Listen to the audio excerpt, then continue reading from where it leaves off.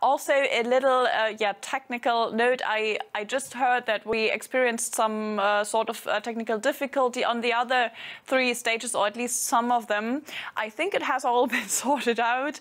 I bet we will be able to include the sessions that were delayed due to the technical problems to a later point in time. So please bear with us and stay with us on the platform and check out whether the other stages are working again, are up and running, and we'll try to include as many of the sessions as we can in our afternoon programs. I think we will be able to do just that, but apologies for any delay and inconvenience you might have experienced right now. But I see the crew seems to have solved everything. Yes, and now one other very, very important topic. We are always trying and have been, especially since Brexit, to keep a very close relationship to our friends in the UK due to various reasons. Obviously, one is the historical connection we absolutely share, and I heard from quite a lot of our Bitkom members that, of course, the UK is and always will be a very important partner, and that's why the developments in the data protection framework of the UK are absolutely of interest and of the utmost importance for a lot of companies, and that's why I'm very glad that Morgane is here with me today. Morgane Donse, she's the Deputy Director of the International Data Unit in the Department for Digital Culture, Media and Sport in the UK. And Morgane will talk a bit about the changes that have been introduced or proposed to the UK data protection environment, and maybe shed some light on the question whether the new data policy is a boost to the economy in the UK, because I think that's what we would all be very interested to see if those regulatory changes will really shift something in the data economy on the UK side. And Morgane, I would leave the stage to you for now to give an overview about what is happening, and afterwards we'll have some time for questions. Brilliant. Thank you very much, Rebecca, for your warm welcome and to this year's privacy conference, and good afternoon to everyone in the audience. As Rebecca said, I will provide a bit of an overview of what we're doing here in the UK in terms of our data protection framework and how does that boost the economy. So as you all know, data is of great global importance as international data sharing and flows are essential for supporting the modern lives we lead. It drives global business, supply chains, trade and development. And in fact, data is at the heart of the UK economy. In 2020 and 2021, the UK's data economy represented around 6.5% of GDP, and data-enabled trade makes up the largest part of the UK's international service trade. So we believe that there are numerous opportunities within data policy to support businesses and boost economies, all whilst underpinned by high level of data protection. Unlocking the benefits that data can provide is even more critical during times of economic uncertainty. Therefore, the UK government is driving our data policy in the following areas to support economic growth: by first, reforming our data protection framework so that it's agile and provides clarity for businesses. Second, by making data more available, accessible, and usable across the economy. And finally, by working with international partners to improve global data flows and remove barriers to data sharing. So taking each point in turn, first on kind of reforming our data protection framework. So the hard work of the initial stages of reforming our data protection framework has culminated in introducing the Data Protection and Digital Information Bill over the summer.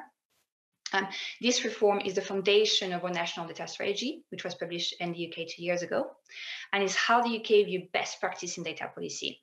It's one of the key steps forward towards unlocking the power of data within our society. So we believe that our new agile data protection framework will help reduce unnecessary burdens on businesses that impede the responsible use of personal data. So through the Data Protection and Data Information Bill, we have simplified some of the clunky bits of UK GDPR. So once enacted, once it gets through to Parliament, businesses will have the opportunity to protect personal data in the most proportionate and appropriate way. So the total benefits of this reform to UK businesses alone are estimated to be around £3.2 billion over the next 10 years. This is through compliance cost savings, increased productivity for UK businesses, and the benefits to businesses of increasing interoperability and trust of digital identities. So the bill was introduced into Parliament in July and was due to be read a second time in September. However, following the elections of a new leader of the Conservative Party and our new Prime Minister, we have agreed that the government would not yet move to second reading at this stage because this is enabling our new ministers to further consider this legislation. Moving on to what we're doing in terms of our data sharing infrastructure. The next vital step in using data to boost the economy is through making data more available, accessible, and usable. Access to data drives the products and services we use, whether that's a business figuring out what kind of tourist spends the most money when they visit the UK, or an app that uses open banking data to help people manage their spendings. So the open banking scheme alone is estimated to have the potential to save UK citizens £12 billion a year, whilst modelling commissioned by my department, the Department for Digital, Culture, Media and Sports, estimated in 2018 a £28 billion increase to UK GDP from improvements to the way personal data can move within the economy. So this is why another key focus of our national data strategy is on prioritizing our government's role in enabling improved data access and availability in the wider economy.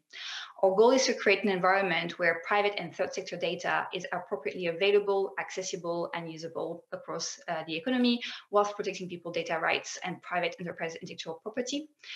We are striving to achieve this through building solid data foundations. We are promoting the development of good data standards and encouraging the development of the right infrastructure to address the risks of data sharing. For example, we are actively exploring how the government can support the development and adoption of privacy-enhancing technologies. These technologies encourage development of a thriving data intermediary ecosystem to enable responsible data sharing. They have enormous potential to allow organizations in the public and private sectors to derive more value from data whilst protecting privacy. As such, supporting the development and adoption is a key priority for the UK. Finally, we are working with international partners to improve global data flows and remove barriers to data sharing. The UK government is thinking about the whole global data ecosystem, what our closest partners want to achieve, and how we can tackle some of these 21st century challenges together. We want to realize the wider opportunities of data through scientific research, law enforcement cooperation, national security, sustainable development, fighting climate change, and more. We believe that in order to fully unlock the potential of data, boost innovation, and maximize its economic benefits, we need to collaborate internationally. So take, for example, the Pet Prize Challenge we recently launched with the US government. This scheme provides the opportunity for innovators to support the growth of privacy-enhancing technologies with a focus on tackling financial crimes and bolstering capabilities to tackle future pandemics. It's through international collaboration like this that we can really develop the best data-driven innovation to tackle societal issues and unlock the value of data in economies across the world. In addition, we are making steps to remove barriers to international data transfers. It is estimated that the UK exported over £100 billion in data-enabled services to G7 partners in 2020, and that accounts for nearly 40% of the UK's overall global service exports. So this is why reducing barrier to international data flows is a key priority for the UK government. We are already capitalizing on our independent status since Brexit to strike agreements that secure the free and safe exchange of data across borders. So to date, we have announced 10 priority countries for UK adequacy, with immediate focus on Australia, Colombia, the Dubai International Finance Centre, Singapore, the Republic of Korea, and the United States. We have already struck an agreement in principle on UK adequacy with the Republic of Korea over the summer.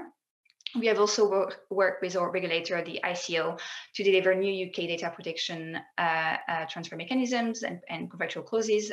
They're called the IDTAs in the UK, which are aimed at streamlining compliance for UK businesses.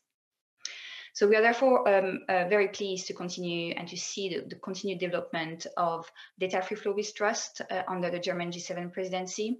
This is following on from last year's UK's presidency of the G7, where we progress data free flow with trust, the DFFT, into a tangible program of action for government and regulators. We believe that the DFFT will unlock economic benefits internationally. By removing barriers to responsible data sharing and use, we can build an open, welcoming, and secure global environment where companies from all over the world can innovate and grow. This shows that we can work together as like-minded partners to support the removal of barriers to data flows and catalyze the opportunities that trusted data exchanges present. We think this sort of tangible progress that you get from working on shared problem together is what a renewed vision of the international data flow should look like. Thank you very much for your time and for allowing me to kind of provide a brief overview of the UK's plan to boost the economy, and I'm happy to answer any questions now.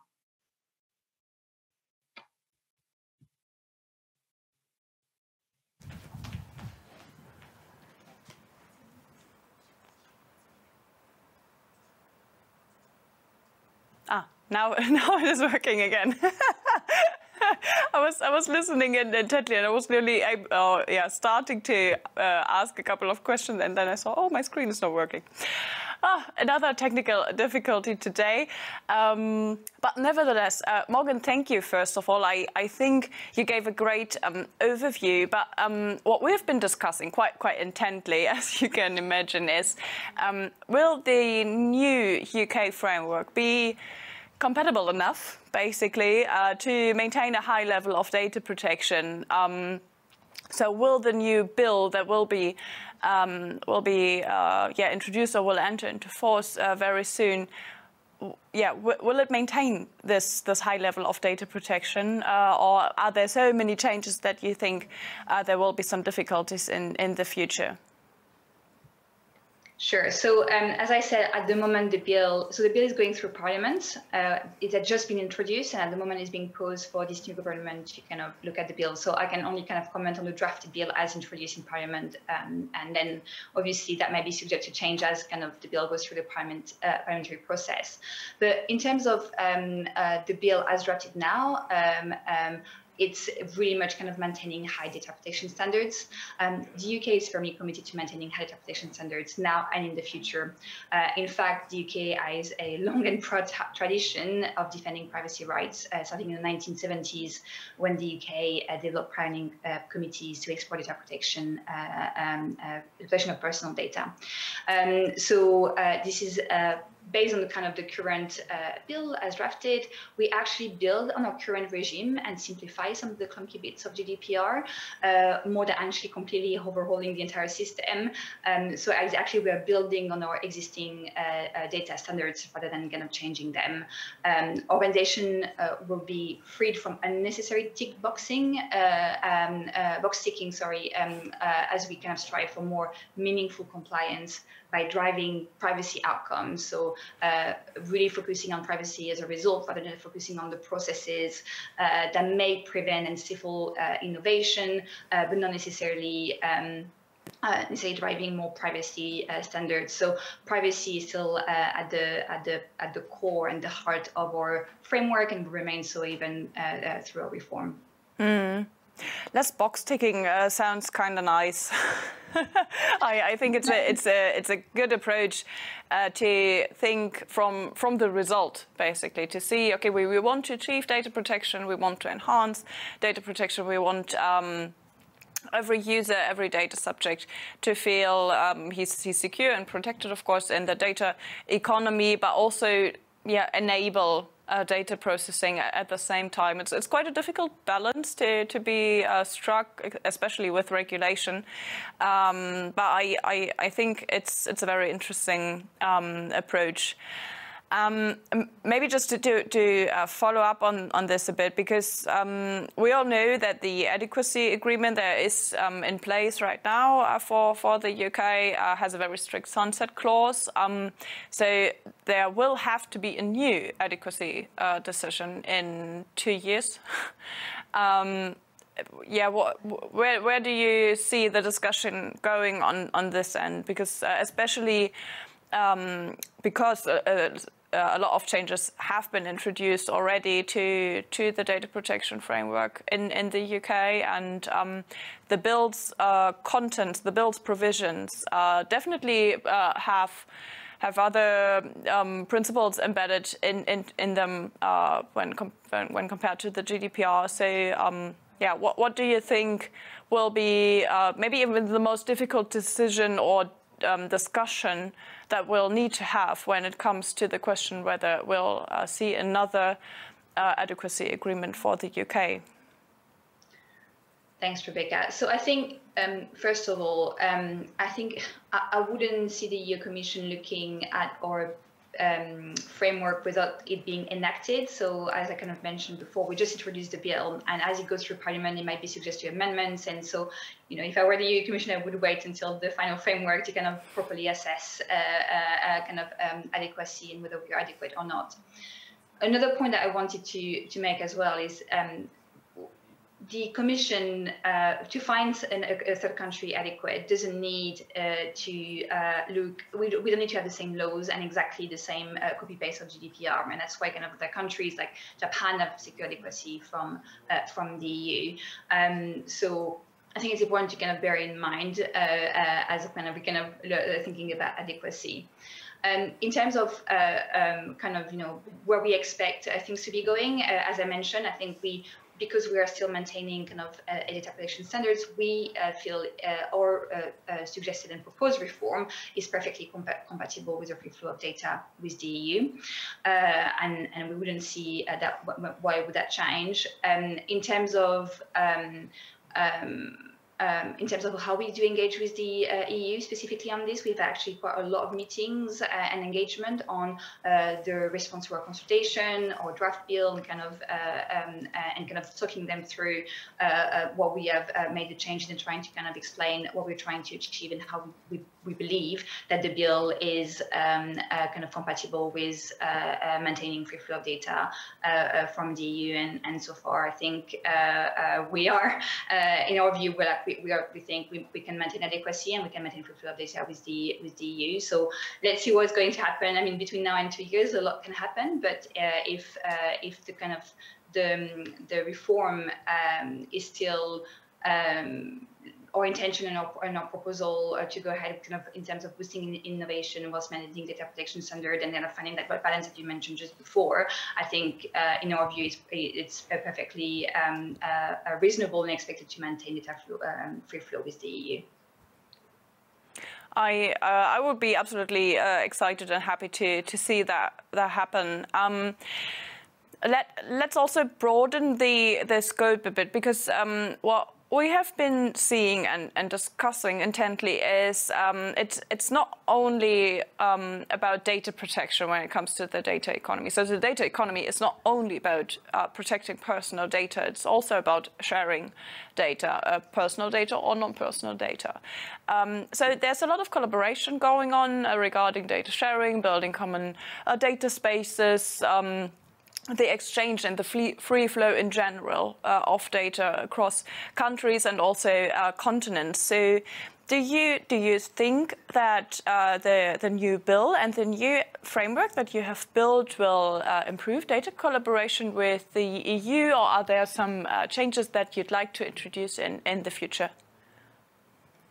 That's a good question. I think, I mean, we hope that, as I said before in my introductory remarks, you know, this government is very keen. We believe in data free flow with trust. We believe in opening up our economies and boosting trade, innovation, and growth. And that kind of, you know, that requires kind of data to flow cross border. That requires collaboration with a wide range of countries and specific like-minded.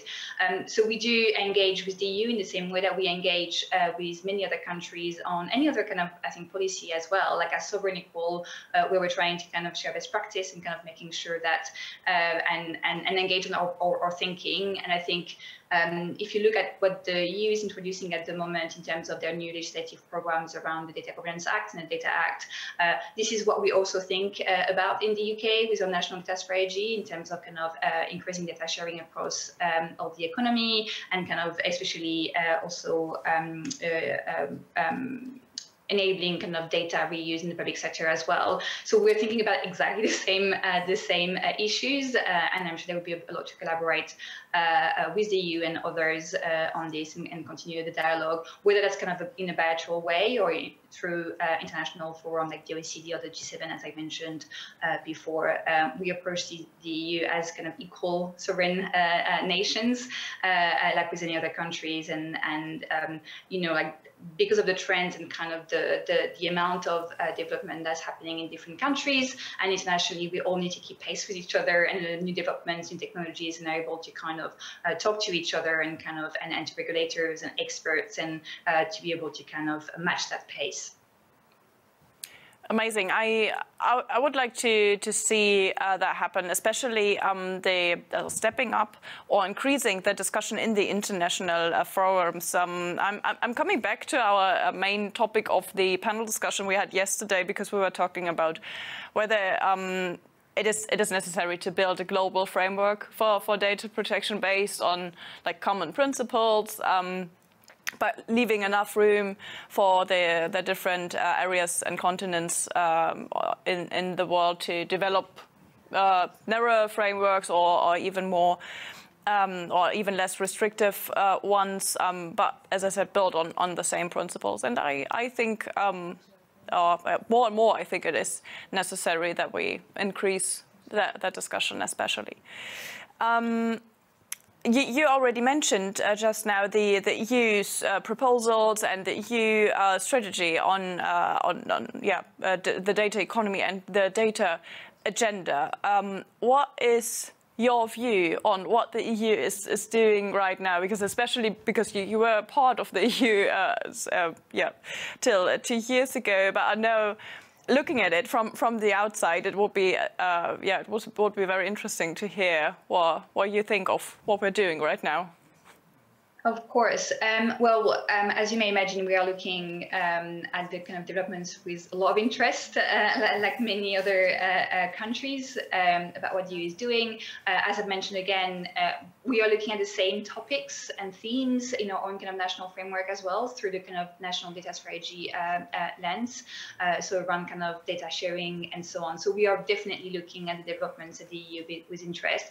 At the same time, we are considering and assessing the implication of these initiatives on UK organizations, especially with regard to the introduction of new rules on international transfers of non-personal data specifically. And we are keen to ensure that these new initiatives do not impede greater European data sharing and scientific research collaboration between the EU and the UK, building on what we've agreed with the EU through the Trade and Cooperation Agreement and the work that we are conducting in multilateral fora. So I'm thinking specifically the OECD and the G7 as well. Especially the work that has been done on the common data spaces, whether they will be European data spaces or even beyond the European scope, I guess will be very, very important. And I agree, it is definitely necessary to always reflect on whether we are actually hindering the data economy and the building of data spaces and the data sharing with new rules, or whether we will be able to enhance and increase the environment in this regard. Because as I understood, just coming back briefly to the contents of the new bill, I didn't see any new restrictions on data transfer, data flow when it comes to non-personal data, right? That is not in there. No, it's only in regard to personal data. Yeah, I think that's one of the main differences, maybe when compared not to the GDPR, but to the new legislation that has been proposed by the EU Commission.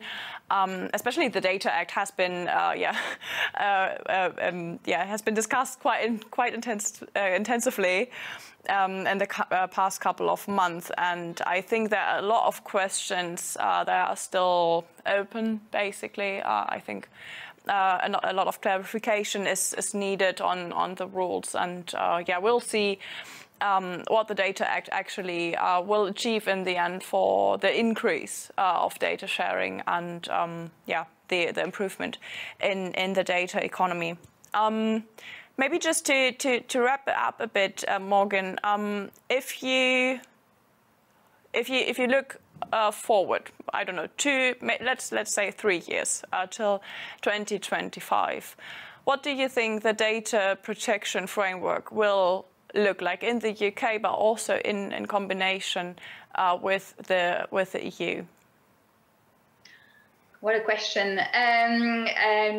I mean, I guess, I mean, from my perspective, we just got a new government as well. So just kind of trying to kind of get ministers kind of understanding and steers and buying into our plans that we've connected to date. So there is a bit of a, specifically as a here and now, trying to kind of resocialize our new ministers and this new government with our proposal and making sure that we'll go as far as possible in terms of kind of making sure that we're boosting innovation and growth. So I think that the travel of direction in terms of, again, just trying to find that balance that we discussed at the beginning around maintaining data protection standards, but to the point that it's actually leading to meaningful compliance and privacy outcomes that doesn't stifle innovation is something that we'll keep working towards. It's an incredible, difficult task to achieve for any country. So I think we'll wrestle, I'm afraid, in 2025 and into years' time, we'll still wrestling with these kind of questions and the best way of achieving this. I hope that by then we would have enacted our new data protection regime and that we would show that we can do things differently than the GDPR as well, and to provide a potentially more pragmatic and flexible outcome-based approach to data protection that allows data sharing, that allows innovation, that facilitates the use of data as kind of the key enabler for kind of growth and for our economy. I don't necessarily think, given again the pace of new technologies and the kind of the new kind of debates and thinking we are working with, I don't think the debates are going to be closed down in the year's time. I think we are going to still wrestle with the same thematics. But I do believe, though, internationally, looking at, again, international fora, the data free for trust conversation as part of the G7, which really gained some traction with like-minded countries, including at the OECD, that we are going to kind of move more towards interoperability of data protection frameworks, respecting individuals and kind of countries' decisions in relation to their own cultures and ways of kind of doing data protection, while still kind of maintaining data flows and increasing data flow across borders, so we can all benefit from kind of innovation and growth and in an interconnected and globalized world. So that's kind of the ideal. I do see that the UK is going to be championing interoperability moving forward anyways, and we want to strike this conversation and continue this conversation internationally and bilaterally with key partners, including the EU. And I think in 2 years' time, we're also going to wrestle with all of this kind of conversation. That will be great to see. Thank you so much, Morgane. I really took a lot of insights from what you said today, and I really hope we can talk again quite soon. Also with your colleagues, we have always kept close touch with your colleagues here in the UK Embassy, of course, as well. Because I would be most interested to see, once the bill is introduced and enters into force, what it really does. So what will really change on the ground? You know, what will really change for the companies? What will happen to our companies in the EU when they have dealings with UK partners and so on and so forth? So it would be really great if we could talk again quite soon. Once you get a feeling of how the bill works in practice. Absolutely, and the UK will be willing to share their experiences as well. We've done a lot of research to try to kind of measure and test kind of the benefits of our reform, and we want to measure like the actual impact of reforms was implemented. And again, we're always very keen to kind of trial things out and kind of showcase and discuss with like-minded partners and stakeholders and experts to make sure that we can move forward. So yeah. Perfect. Thank you so much, Morgane, for taking the time today, for being here. And then, yeah, let's talk soon. No problem. Thank you very much. Bye-bye.